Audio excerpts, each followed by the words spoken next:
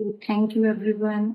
मेरे को काफ़ी लोगों के टेक्स्ट आए थे व्हाट्सएप पे, जिन लोगों के पास मेरे कॉन्टेक्ट नंबर है कि थैंक यू दी, मतलब यू आर बीइंग ट्रूथफुल, मतलब सबका यही हाल है। तो भाई thank you for the overwhelming response. And कुछ लोगों ने मेरे को फीडबैक भी दी थी कि बैकग्राउंड नॉइस वगैरह कम कर दो और मतलब थोड़ा लाइट का भी। तो यार अभी मैं थोड़ी सी गरीब हूँ, मतलब मेरा फोन मैंने बताया था ना स्टोरेज फुल है, तो वो फाइल भी नहीं इम्पोर्ट करता इतनी बड़ी। तो देखते हैं क्या होगा। अब मैंने 15-15 मिनट की क्लिप बना के उनको मर्ज करने की कोशिश करूंगी, तो अगर होगा तो वेल एंड गुड। और आई थिंक 2-2 या 3-3 दिन के गैप पे डालूंगी मैं, क्योंकि यार मेरा भी एचटेट का एग्जाम है, तो इतना टाइम नहीं है मेरे पास भी अभी। तो मैंने तो एक बार तो यही सोचा था कि एचटेट के बाद ही डालूंगी, बट मेरे पास काफ़ी टेक्स्ट वगैरह आए हैं मेरे फ्रेंड्स के कि मतलब एक बार अगर देखने लगते हैं ना तो मन करता है कि कंटिन्यू करें। तो I will try to put the videos in like 2 days gap or 3 days. So thank you everyone. और किसी को भी कोई भी डाउट हो तो कमेंट सेक्शन में पूछ लेना। मे भी कई जगह पे मैं जो पॉइंट बता रही हूँ वो आगे पीछे निकल गया होगा, मतलब ना बताया होगा मैंने क्लियरली। तो I will try to add, या फिर देखते हैं बाद में अलग से वीडियो डाल देंगे एचटेट के बाद। ठीक है, थैंक यू गाइस, एंजॉय। नहीं हुआ कोई बड़ी बात नहीं है, कर रहे हैं ठीक है। तो मास्टर्स में मैं अकेली रहती थी, फिर मास्टर्स हो गई हमारी। मास्टर्स मतलब ना यार नेट बड़ी चीज नहीं है, अगर तुम ढंग से करते हो ना तो तुम्हारा नेट निकल जाएगा, बट अब मेरे को तो करना ही नहीं है। तो लोग ये भी बोल सकते हैं कि अब आपको तो करना ही नहीं है तो बोल रहे हो आप, बट अगर मैं मास्टर्स में ढंग से पढ़ती ना, एक तो भाई डीओ में सबसे वाहियात चीज मेरे को ये लगती थी कि वो ना इतनी डेप्थ का पढ़ा देते थे, पीएचडी लेवल का पढ़ा देते थे। भाई हमें क्या करना है पीएचडी का, हमें मास्टर्स करनी है। और मतलब न्यूमेरिकल्स पे कभी ट्यूटोरियल्स लगते थे, वो मैंने कभी अटेंड नहीं किए। इतने खतरनाक मास्टर थे, बेइज्जती करते थे बुला बुला के। मैंने कभी अटेंड ट्यूटोरियल्स मैंने कभी अटेंड नहीं किए। एक टीचर था जो अच्छा पढ़ाता था, बाकी तो पढ़ाते ढंग का नहीं थे, मतलब ट्यूटोरियल्स वाले की बात हो रही है। वैसे मतलब प्रोफेसर्स को जो मेन क्लासेस लेते थे उनको बड़ी तगड़ी नॉलेज थी भाई, क्योंकि जो ट्यूटोरियल्स लेते थे वो पीएचडी स्कॉलर्स होते थे। तो बोल रही हूँ ये नहीं बोल रही कि उनको नॉलेज नहीं है, मतलब नॉलेज हर एक इंसान को होती है, but how they put that knowledge in front of other people that matters. ठीक है, तो वो फिर मैंने ट्यूटोरियल्स अटेंड ही नहीं किए, मेरे को समझ ही नहीं आता था भाई। उससे अच्छा तो मैं यूट्यूब से पढ़ के पास हो लेती थी, और ये सबको पता है, हर कोई बच्चे यूट्यूब से ज्यादा पढ़ के पास हो लेता है। ठीक है, तो फिर मैंने मास्टर्स में तो हमारा ये हाल था कि दिसंबर से स्टार्ट होके हमारा ऐसा था 16 मंथ में हमारी मास्टर्स कंप्लीट कराई है। तो मतलब 4 मंथ, 4 4 4, तो मतलब उसमें फर्स्ट सेम में तो तुम्हें एडजस्ट होने में टाइम लग गया। फिर 2 मंथ, 1.5 मंथ के बाद तुम्हारी इंटरनल्स की मार्कशीट का नाम है, डेट शीट आ जाती है कि तुम्हारे तब तब एग्जाम है। फिर इंटरनल्स वो तुम उससे डरते रहते हो कि हाँ भाई एग्जाम आ गए, एग्जाम आ गए, क्या बड़ा होगा, हो गया, ये है वो है। एंड फिर मतलब ऐसे ही चलता है, फिर एग्जाम देते हैं, उसमें तो हफ्ते उड़ जाते हैं कि हाँ भाई इसमें तो थोड़ा बहुत। इंटरनल्स में भी खैर अच्छे मार्क्स आ जाते थे, पर मैं तो एक्सटर्नल में तो उड़ते थे, टाइम ही नहीं चलता था। ये नहीं समझ सकता था कि क्वेश्चन कैसे करूं। 4 प्रोफेसर होते थे, 2 सेक्शन थे, एक 150 बच्चों के, एक P1 P2 ऐसे करके था। ठीक है, तो 150 बच्चों के 2 प्रोफेसर एक सेक्शन को पढ़ा रहे हैं, 2 दूसरे को, मतलब 2 इन द सेंस एक एक कोर वाले और एक एक ट्यूटोरियल्स वाले। 4 टीचर हो गए ना, 4 टीचर मिलके 6 क्वेश्चन बनाते थे। 6 क्वेश्चन में से वो मतलब होंगे ही नहीं तुमसे क्वेश्चन, वो जो कोचिंग ले रहे ना उस टाइम उन बच्चों से होंगे। पता नहीं मेरा क्यों नहीं दिमाग चला। एक तो यूपीएससी कोचिंग में घर वालों के पैसे बर्बाद कर दिए, उसके ताने मिलते थे कि 52,000 लगवा दिए हमारे, और अब तैयारी भी नहीं कर रही यूपीएससी। ठीक है तो फेलियर्स, फर्स्ट फेलियर मैंने यूपीएससी नहीं दिया, फर्स्ट फेलियर हो गया। अब फिर मास्टर्स मास्टर्स में हर एक एग्जाम को देख के आने के बाद मैं घर पे आके घर वालों को कॉल करके बोलती थी कि मैं नहीं पास होंगी, मेरे बस की नहीं है, मैं फेल होंगी। तो मेरे को मेरे घर वालों ने ये भी बोल दिया था कि हमने तो तेरे को बोला ही था कि मत कर मास्टर्स, और तब तो तेरे को ही करनी थी। अब क्या बोलूं मैं, कुछ भी नहीं बोल सकती। तो मैंने जैसे भी रो पीट के हर पेपर के बाद लास्ट में तो थर्ड फोर्थ सेम में मैं आके ये बोलती कि मैं पास नहीं होंगी, फेल होंगी। मतलब कहीं पे कहीं ना कहीं पे मैं खुद को सेफ कर रही थी, सेफ प्ले कर रही थी कि अगर फेल हो जाऊंगी तो मैं इनको बोल दूंगी कि मैंने तो स्टार्टिंग में बोला था। क्योंकि 400 में से 200 बच्चे फेल ही होते थे, 200 नहीं तो 150, 100 तो मान लो। तो मतलब 100 में से तीन तीन नंबर पे रिलेटिव मार्किंग होती थी डीओ में, 100 में से 3 नंबर पे पासिंग होती थी। ठीक है, तो I was playing safe. Teacher को फेल हो गई तो मैं बोल दूंगी मैंने तो पहले ही बोल दिया था। तो थर्ड फोर्थ सेम में अभी मेरे घर वाले भरोसा ही नहीं करते थे मेरे पे कि हाँ भाई फेल होगी। ये बोलते थे तेरा तो हमेशा का ड्रामा है, ऐसे ही बोलती रहती है कि फेल होंगी सब पास हो जाएगी। ठीक है, तो मेरे को खुद को लगता था कि यार अब अगर फेल हो गई तो दिक्कत हो जाएगी। तो ये सब हुआ, फिर जैसे तैसे मास्टर्स पास हुए। मास्टर्स में मेरी है 6.655 सीजीपीए, बट मास्टर्स वाली परसेंटेज 10 से मल्टीप्लाई होती है, तो 66.5 परसेंटेज हो गई मेरी। तो मेरे को ये था कि चलो मैं हर एक फॉर्म में एलिजिबल हो जाऊंगी, और मेरे फ्रेंड सर्कल में मेरी ही थी। That was a proud moment for me, but घंटा प्राउड। वही घंटा प्राउड, कुछ नहीं मिलता इन सबसे। तो घर वालों को तो वही सब झटका लगता था कि जो 9 सीजीपीए 9 से अब ले रही थी उसके इतने कम मार्क्स कैसे आ रहे हैं। पता है इनको क्या लगता था कि मैं ना ओएड कॉलेज में जाके बिगड़ गई हूँ, मेरे को हवा लग गई है, मैं पढ़ना नहीं चाहती, मैं पढ़ती ही नहीं हूँ। तो we can't do anything with that, क्योंकि अगेन इंसान को खुद को पता होता है अपनी स्ट्रगल।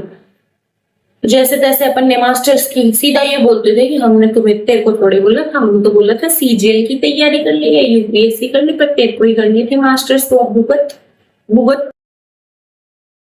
भुगता। फिर मैंने फिर जैसे तैसे भगवान का नाम लेके विदाउट सिंगल फेलियर पास होके आ गए। ठीक है, उसके बाद है लाइफ में असली वजह। मतलब मेरे पास मेरा स्टार्टिंग से ये था, स्टार्टिंग इन द सेंस मतलब जब मैंने मास्टर्स ज्वाइन किया था स्टार्टिंग से तो मेरा लाल नीली बत्ती लेना था, लाल नीली वाली बत्ती की गाड़ी में बैठ के घूमना था कि हाँ मेरे आगे पीछे 2 लोग मेरे लिए गाड़ी खोलेंगे, मैं उसमें बैठूंगी, मैं अफसर बनूंगी। ठीक है, तो दैट वाज द ड्रीम। हंसी आई मेरे को। तो वो नहीं था बाद में, वो जब मैंने मास्टर्स में एडमिशन लिया ना तब था वो ड्रीम तो मेरा कि मास्टर बनना है, मेरे को पीजीटी। नेट वगैरह का कुछ नहीं पता था, बाद में पता चला कि नेट होता है ये सब।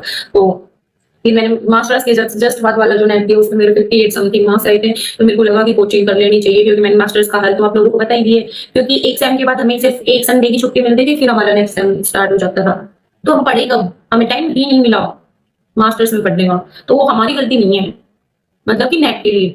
ठीक है, तो नहीं हुआ। फिर मैंने कोचिंग ज्वाइन की अपनी किसी सीनियर से पूछ के कि कौन सी कोचिंग बेस्ट लगती है।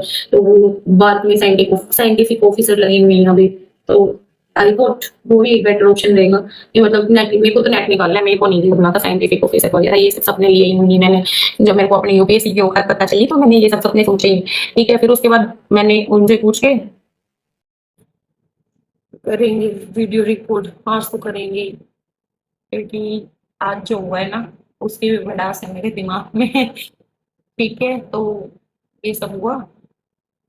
फिर मैंने कोचिंग ज्वाइन कर लिया, उन्होंने मेरे को बोला ऑप्टिमिस्ट कोचिंग अच्छी है, और यार समीम सर बहुत अच्छा पढ़ाते हैं, बहुत अच्छा पढ़ाते हैं।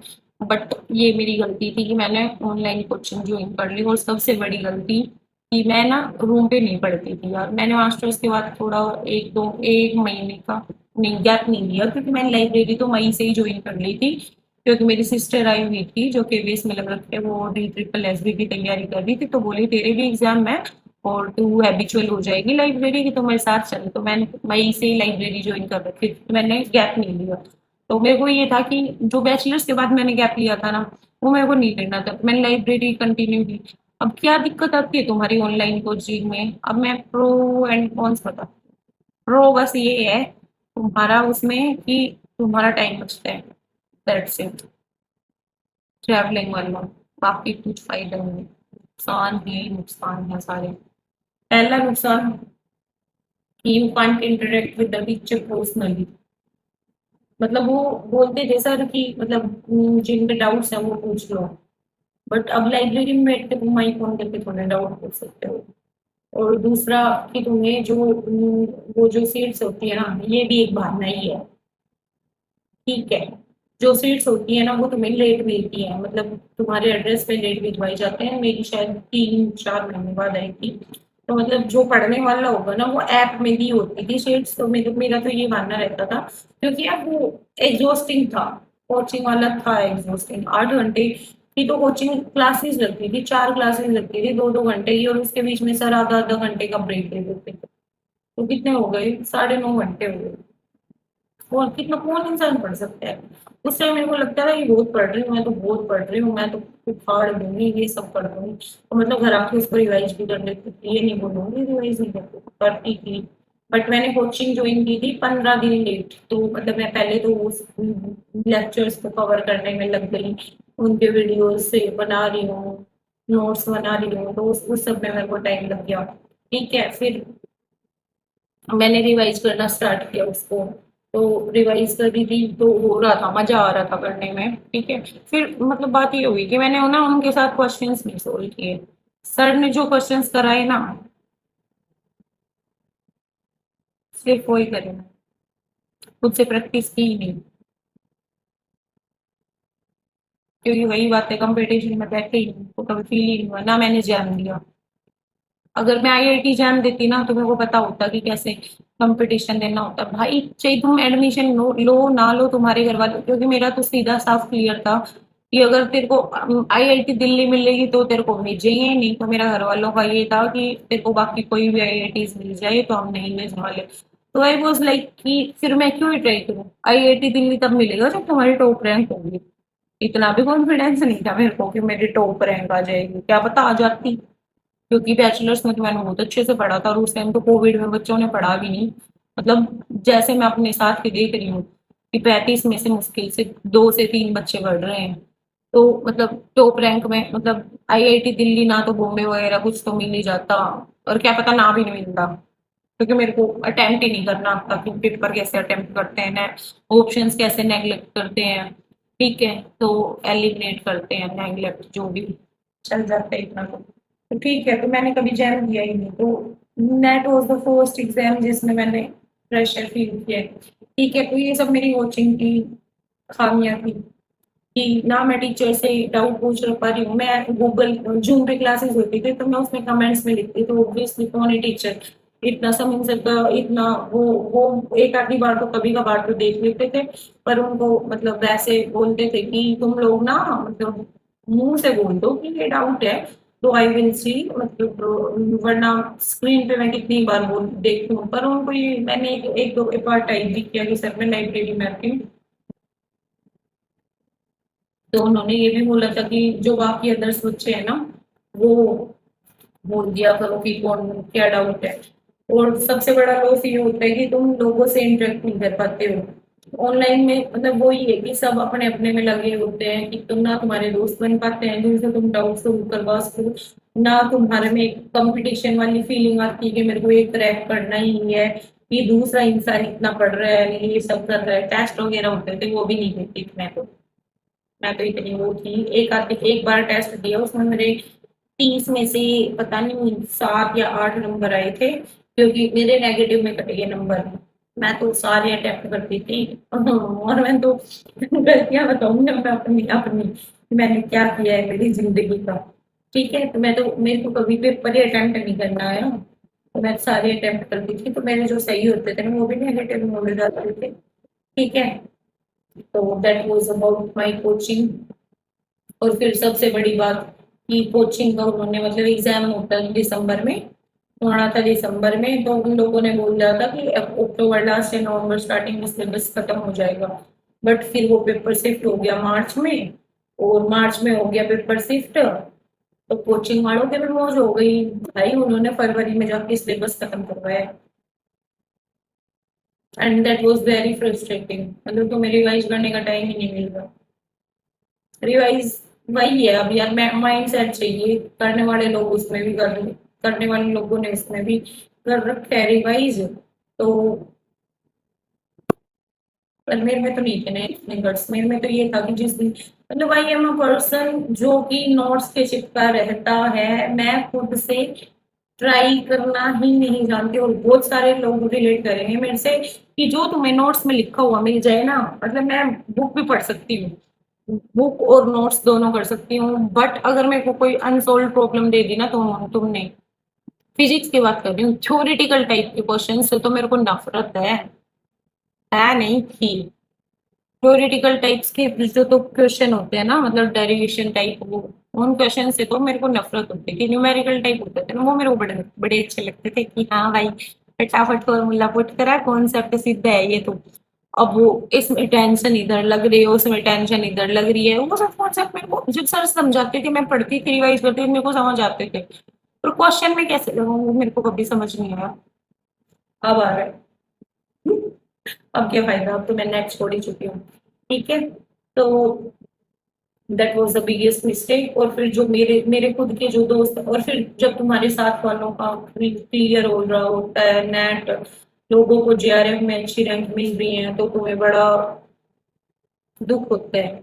दुख नहीं, वो होता है ना, FOMO, fear of missing out, वो फील होता है कि यार इतने तो लूजर नहीं थे हम, ये जो हमसे डाउन लोग हैं वो भी क्लियर कर रहे हैं। अब हम वो नहीं देखते, वो हमारे दिमाग में कभी नहीं आता कि हमसे जो डाउन या जो एवरेज लोग हैं, वो भाई कितना घिसते हैं खुद को, कितनी मेहनत करके होते हैं। क्योंकि उनका ये होता है कि भाई हो गया तो अच्छा है, नहीं हुआ तो उनको टॉर्चर मिलना ही नहीं है। अब अपना तो ये था कि नहीं हुआ तो सुनाएंगे लोग, ठीक है। तो मेरी मतलब ना, क्या बोलूं कि भगवान भी मेरे साथ कुछ तो करवा रहा था, पर चलो जो भी होता है अच्छे के लिए होता है। तो जो पेपर सिर्फ हुआ ना दिसंबर में, अगर वो पेपर दिसंबर में हो जाता है ना, दिसंबर या जनवरी में, शायद मैं पेपर क्लियर कर लेती, शायद।